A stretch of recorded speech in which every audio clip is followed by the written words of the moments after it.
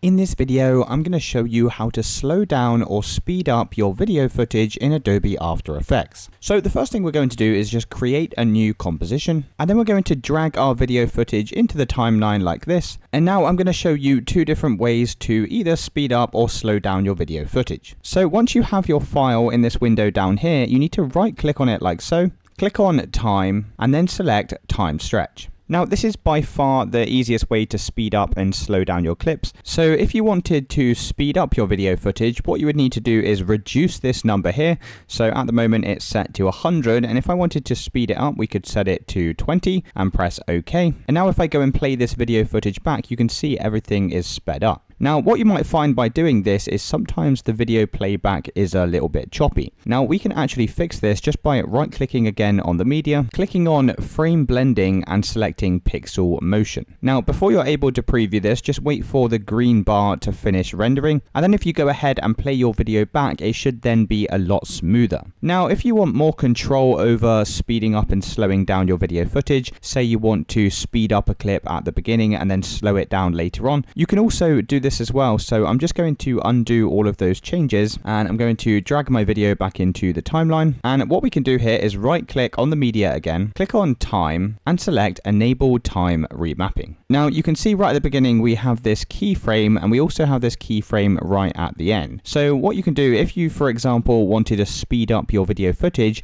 you can just drag this end keyframe all the way to the beginning. So let's say for example we wanted to trim this 2-minute video down to 30 seconds.